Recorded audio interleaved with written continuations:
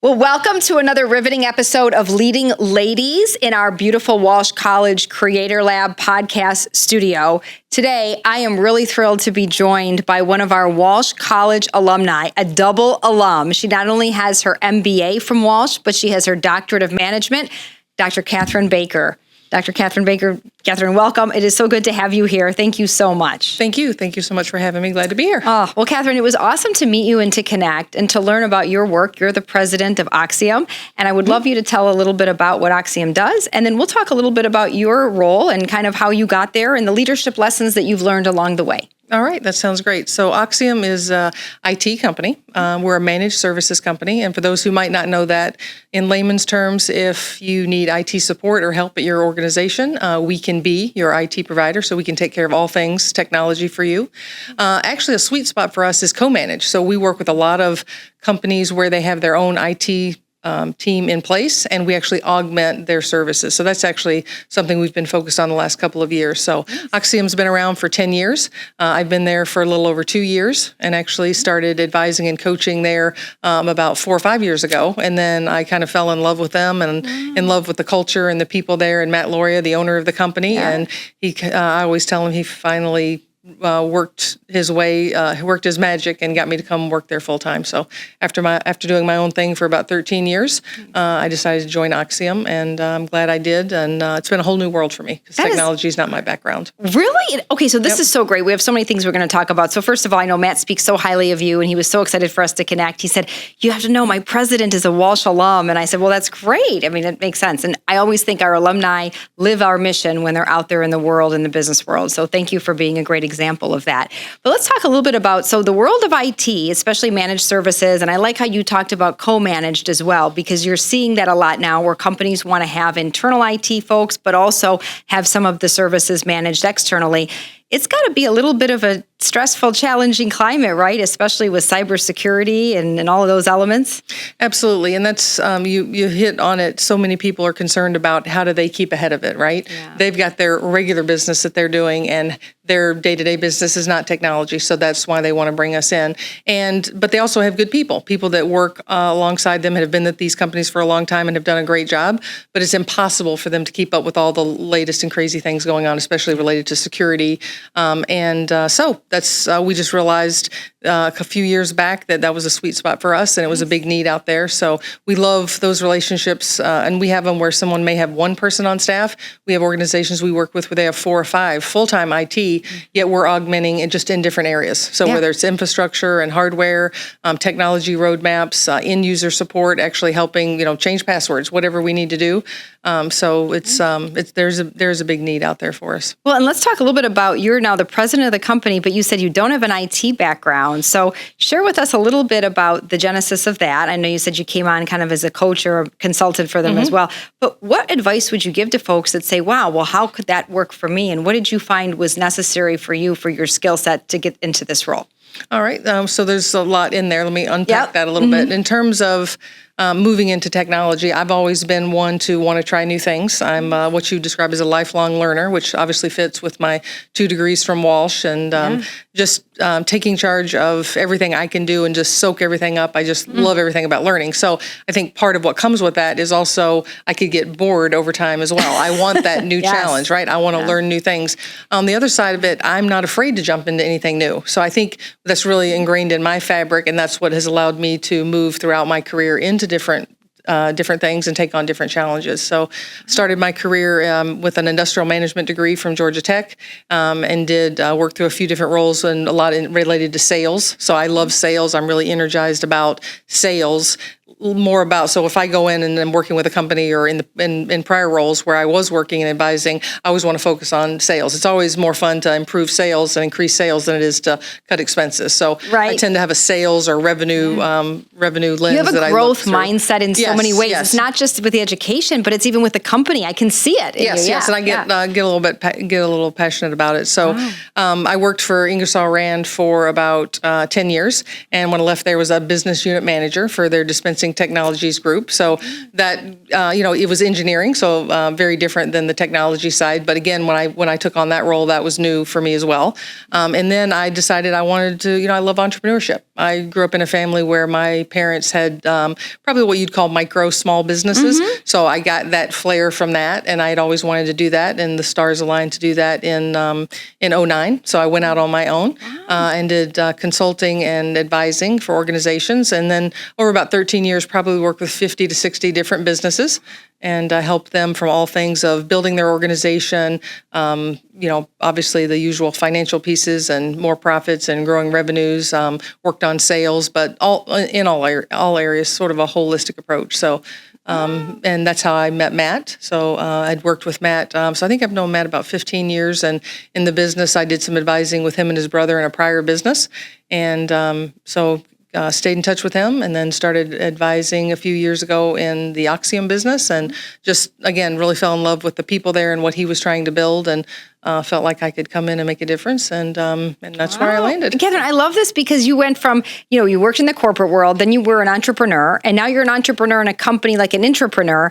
But I think that's so important because so many times folks think, well, if I go entrepreneurship, I can never go back into working in an organization, or I can never work in a company if I'm doing an entrepreneur, or vice versa. I can't be an entrepreneur if I have a job.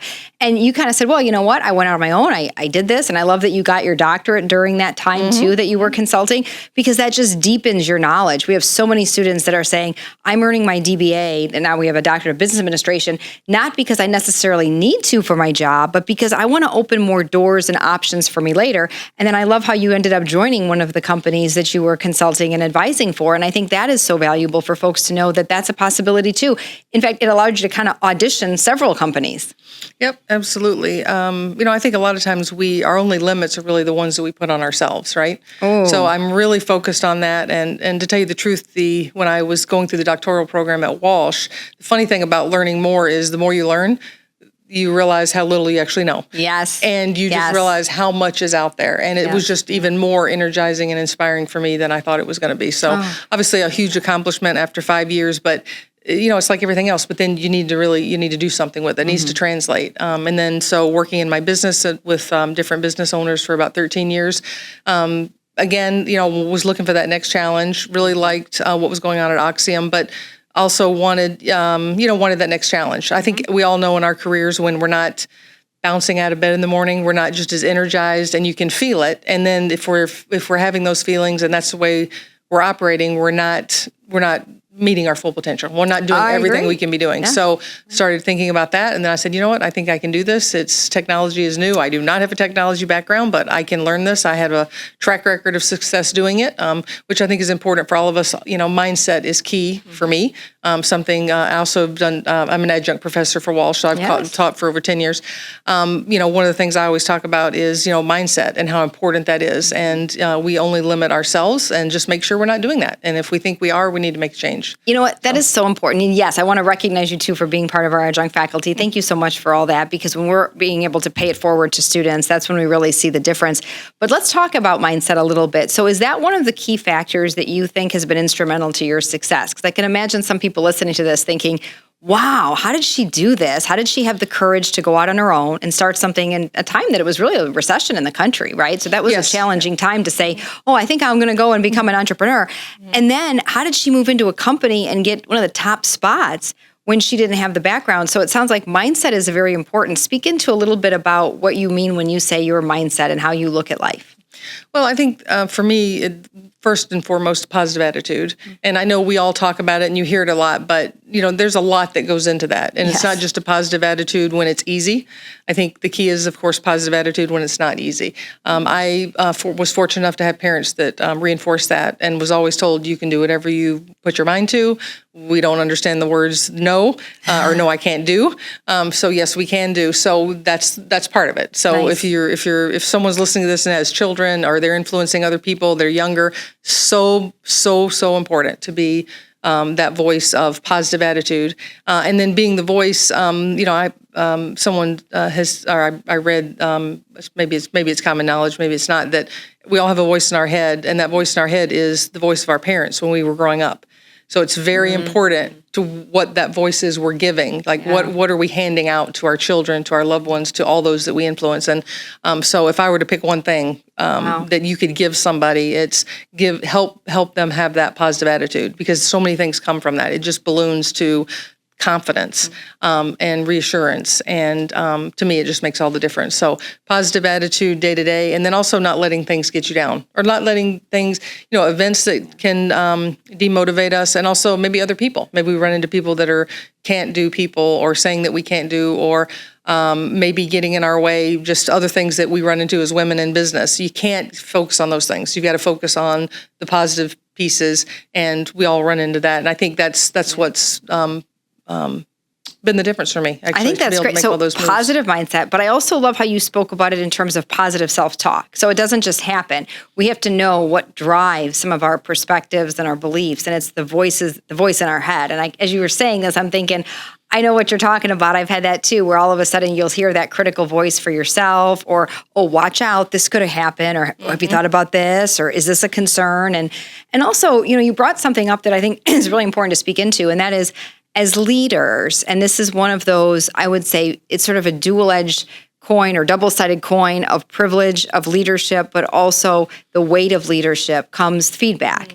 And many times it comes the visibility of feedback that, people are going to be critical and they're not always going to understand decisions. And, we have to be able to, I was just talking to somebody about this the other day, about take the useful kernels of feedback and maybe let the more negative kernels go, but not dismiss it outright. So talk to us a little bit about feedback throughout your career, because I think that's just such an important point. When I talk to leaders, they'll say there was usually a moment or two they had some insights, whether it was mentoring or coaching, where they got feedback and how they responded. And do you have a moment like that where maybe you had feedback come to you and you responded? And tell us how you thought about it and what you did. All right. When you were saying that, what was coming up for me, earlier in my career, actually at early years at Ingersoll Rand, which is, I had done a few things prior to that, but the feedback was the same. It was always the same. It was top performer, but at the expense sometimes of relationships or people.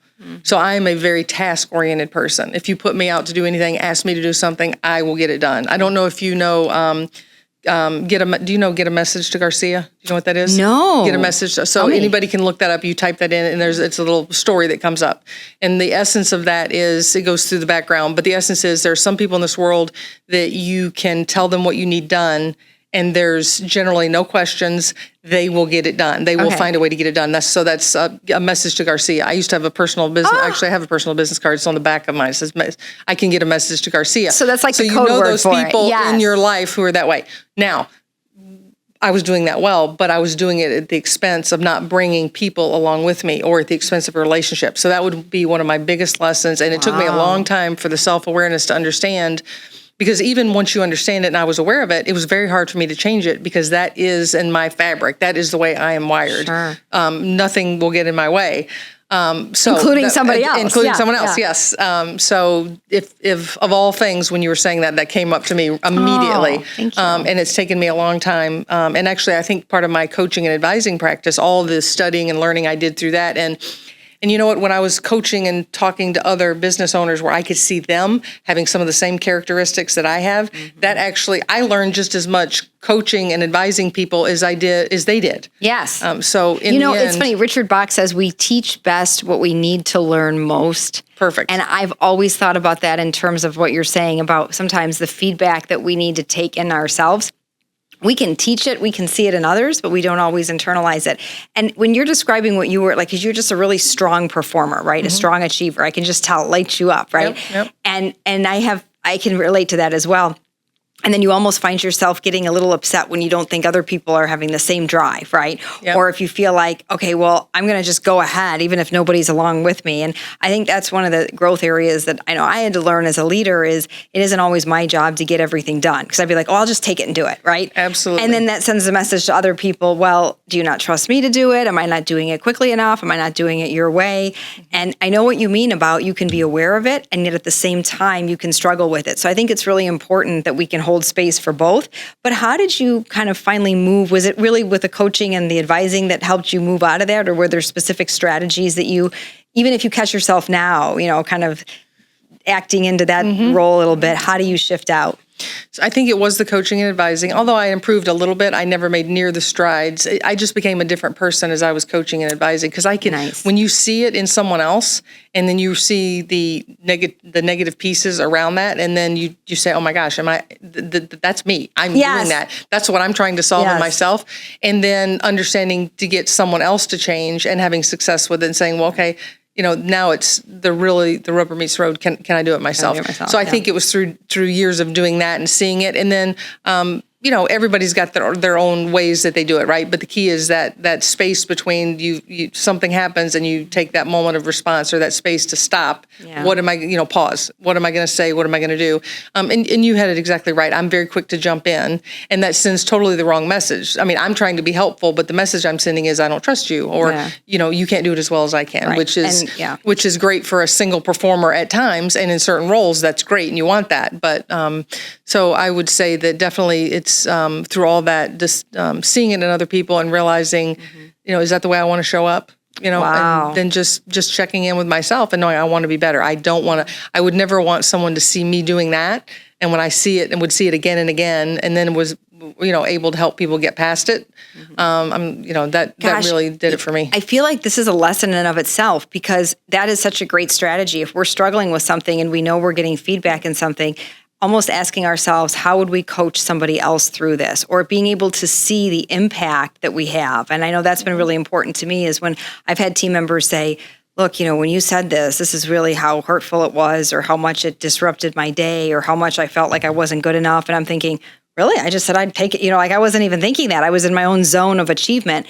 So what you're sharing is really important, which is allowing us to have that empathy of understanding, either through watching somebody else's experience or seeing the impact of ours. And I think that's just really important for us. And you have such a growth mindset approach to life and to leadership and to education. And well, talk a little bit about the role that your education has played in that. So, you have your MBA, then you went on to get your doctorate. What might you have noticed along the journey where the education, the classes, whether it was connecting with students in the classroom or faculty or opportunities, that you could say, wow, that really helped me along my journey? That's difficult, because for me, I've had this lifelong learning approach, as we talked about. And then my education at Walsh was over a long period of time, between the MBA, which I think was 3 years, and then 5 years on my doctorate. So I was learning a lot all the time. It's almost like residency. And I was also learning on my own. But I think that actually maybe the message more is make sure you're doing that. We can sit in the classroom and we can learn a lot of things, but till it translates and we show up, and I say this many times to the students that I've been teaching, is nothing changes unless you do something different tomorrow when you show up at work or when you go back home.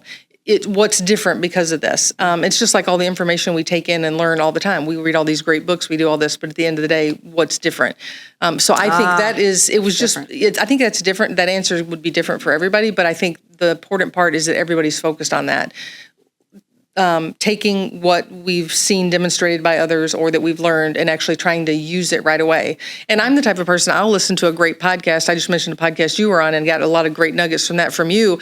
And I will use that, like I could use some of that information that afternoon. Good. Right? Like you mentioned the growth podcast, and I went and downloaded that, and I'm listening to it now every morning. I'm like, oh, this is good. This is motivating. But using it and really just making it a part of who you are. And I think that's been some of my secret sauces. It is who I am. I have that growth mindset. I'm a lifelong learner, so everything is about that. But I also want to share it.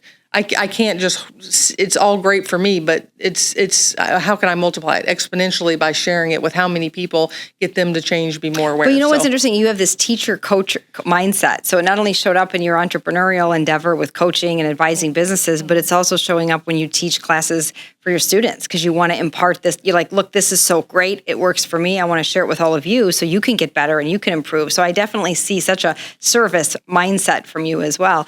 The other thing that I wanted to mention is, you talked a little bit about the self-talk in the head, and why I love pouring in great leaders, great influencers, great business minds, is it helps flood my brain with that type of thinking, that type of mindset, right? So with the Growth Day app, and I talk about that frequently, or we have something at Walsh called Walsh Leadership Academy, which is an incredible, you can earn these Credly badges after each session, but we teach things like teamwork, and we're having one coming up on problem solving, and we teach one on working together and having the authority to lead. And so many times folks are put in leadership roles and they don't have the leadership skills. And what I love about what you're talking about is you were like committed to get those along the way. You're like, if I need to learn something, I'm just going to grow. I'm going to do it. I'm going to figure it out. I'm going to go through another program or training. That's really important. And I think, what you're speaking into is that commitment to lifelong learning, because that's what people see. And they're like, this is somebody that's going to grow my organization because she's willing to grow herself with it. Absolutely. Yeah. And just having that, just taking charge of your own career, your own, everything about you is, we're responsible for ourselves. And there's so much out there today. If you look at what it was 20 or 30 years ago, compared to everything that's available. And a lot of times it's asking. So asking, can I take some of these classes at Walsh, or can I, join some of the leadership programs that you have? And actually, it used to be the Walsh Institute. Yes, years back. I was part of that. So I did. So Walsh would work with local companies and need people to come in and teach or do specific things related to business application, and I did that as well, and I really loved that as well. Oh, we'll have to loop you in and get you connected with us too. Yeah, yeah. That's from day one of learning about Walsh and just being here, it's been it's actually been a big part of my life. When you think about the MBA, the doctoral program, the Walsh Institute, I was a sponsor with my business of some of your programs here. So I love Walsh. I love your mission. I love everything you're all about. And I think the difference is the key on application. It's not, it's what do business leaders need in their employees, and how can you attach with that and help them development and show them ways to do that in a better way, and then providing that. Well, and what you spoke into is so critical for us, because we are really applied learning, real world learning for real world results, and we want to make sure students have the grounded theory, the research, the foundation, but also that they can take it and use it right away in their jobs. And I can't tell you how many times students or alumni have told us, wow, what I learned in my class on a Tuesday night, I could use the rest of the week at work. And my boss was like, where did you get that tool, that amazing strategy? And they said, well, it was in my class at Walsh. So, and that's part of the benefit of having practitioner professors, folks who have worked in the field or are working in the field, that are teaching in the areas that they've worked in, so you can bring that real life experience and say, here's something I just learned on my job. Let me share this with all of you to help them grow. So I really like that focus on it. And thank you for mentioning that about Walsh. We're very proud of that applied focus. Absolutely. And you said that much more eloquently than I did. Oh, no, you said it perfectly. I just was reflecting on it. So Kathryn, who have been the main influences in your life? Like if you were to go back and say, these are the folks, and maybe it was family, maybe it was mentors, who are the people that maybe your top two or three influencers, and why would you say that is? I mentioned my parents had micro businesses, and they were the ones who fed into me the positive attitude and that mindset. So by far, they would be my first choice to say that the biggest influence. And then I've had so many people along the way. I'm not someone that would say, oh, it was this one or this second person.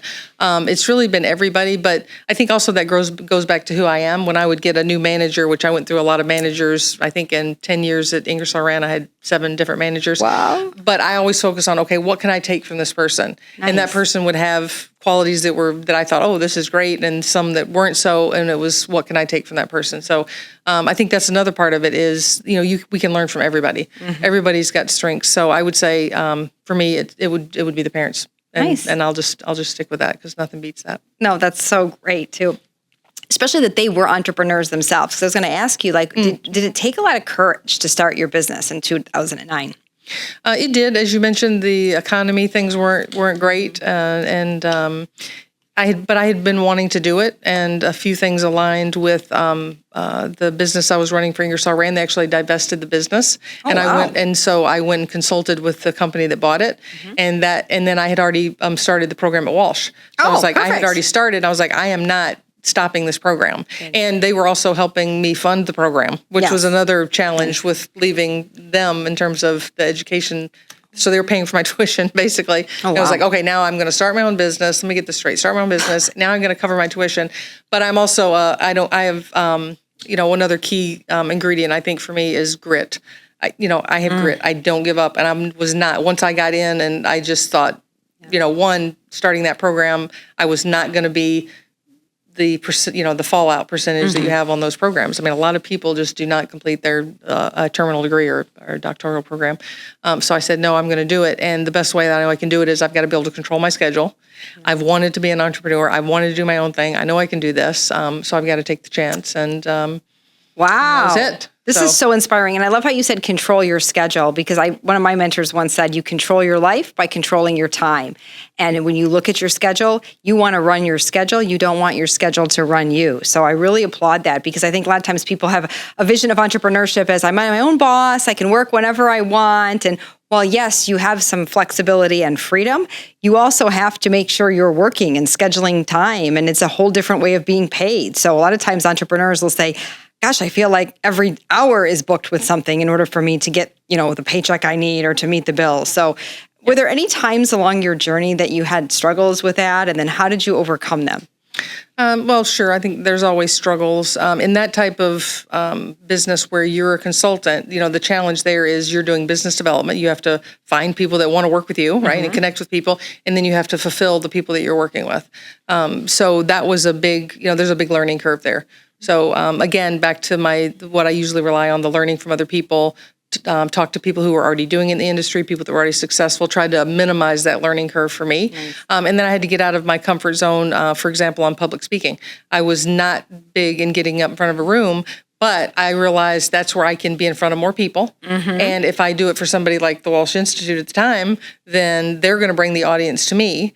And that is actually how I launched my business the first couple of years. Almost all my clients came from events. So I signed up and said, I can do this. I can come talk about business.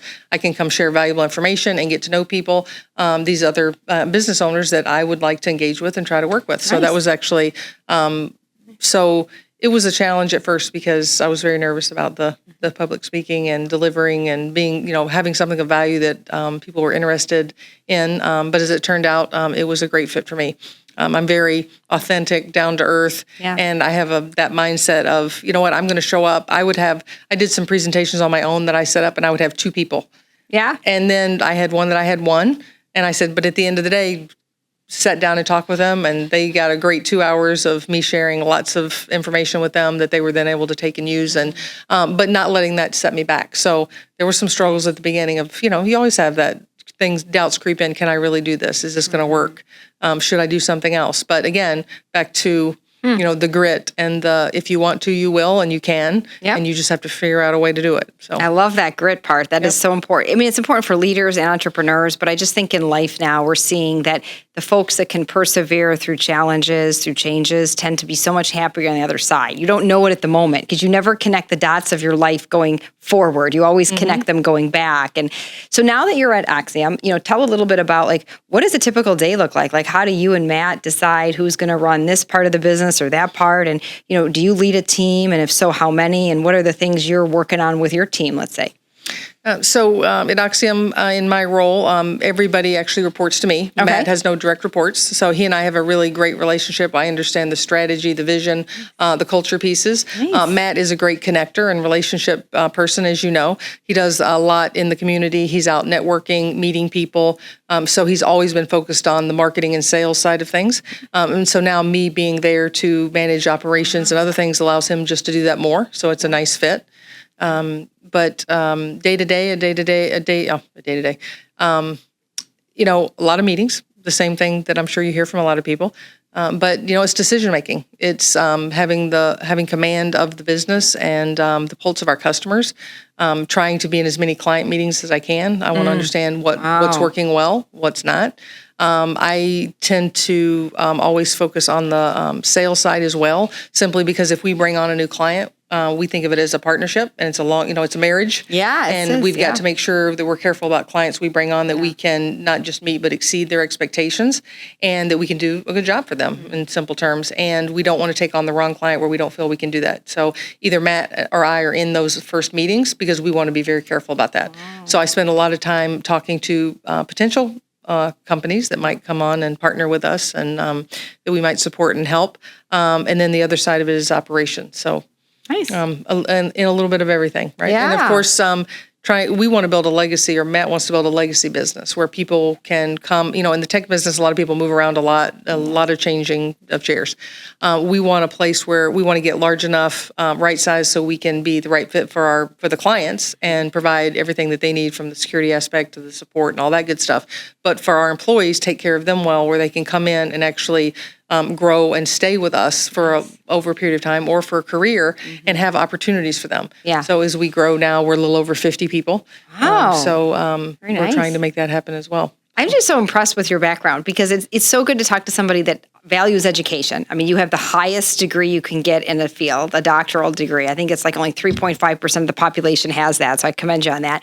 But even the grit in saying, nope, I'm going to finish this program. I'm going to finish what I start, even if there was a change in how you were going to pay for it. The grit in saying you'll figure something out. I mean, that is really important because I think it's so easy in life for us to look at leaders or entrepreneurs that are successful like yourself and say, oh, they just were lucky. They were in the right place at the right time. And certainly that does play some role, although you create that by showing up. You create that by being there. What role do you think luck plays versus your own actions and decisions in success? I tend to prescribe to the, hard work creates the luck, right? Sometimes are you in the right place at the right time? Sure. But, I am a big believer in hard work. And just showing up and going the extra mile, and what people do when someone's not looking is what matters. And we're trying to get that next job. You act like you already have that job, just like you used to dress for the job that you want. You perform in a way that is already as though you had the job, right? Nice. And that's always what I coach with people. Don't ask for help, ask for support, ask for training, ask for mentorship.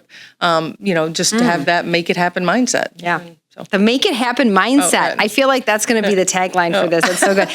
One thing I'll say too, and then I know we're going to wrap up, but what you talked about with, dressing for the job you want, showing up for the job you want, there's something called embodied cognition, meaning that like if I'm holding a warm drink and talking to you, I'll actually feel more warmly toward you because the same part of the brain that lights up for physical warmth also codes for emotional warmth.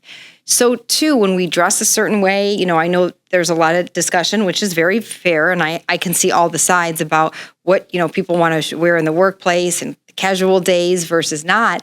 When they've done studies, they found when people do dress at a level of their performance goes up, whether it's on a standardized test, whether it's at an interview, a presentation. So there's something about us taking on that embodied cognition of the role or of how we show up. And I think of the role sounds great. It's like, don't wait to be given the title to do that. Show up first, right? Because a lot of times employees will say, oh, I'm not doing that unless you give me a raise or a title.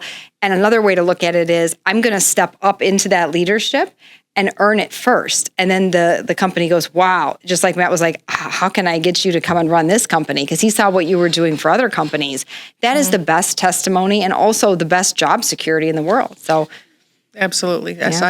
I'm a big believer in that. So I think all of that makes a lot of sense. But it's it's also just goes back to the mindset too, right? Yes. So it's all wrapped up in and having that grit and that perseverance. In the grit, yes. Well, that was great. Kathryn, I'm so excited that you joined us. Thank you very much. There were so many great things that we talked about and wisdom and tidbits of knowledge. But, I just want to thank you so much. And we'll put a link where folks can get in touch with Auxiom and they can get in touch with you or Matt if they want to learn more about the managed IT services, because I think that's so great. The way you described how you approach your relationships, your meetings with clients. I mean, that's a dream for companies to feel like they know they're not your only client, but to know that they're important enough that the president and the CEO will sit with them in the meeting. That's significant. So we'll definitely do that. But thank you so much for joining. Thank you for being one of our incredible alum, living our mission in the world. And thank you for teaching for us and being part of our faculty and just part of our community. We're very grateful. Thank you so much for having me. I enjoyed it. Absolutely. Thanks. Well, that's another episode of a Leading Ladies podcast. Thank you so much for joining, and we'll see you on our next edition.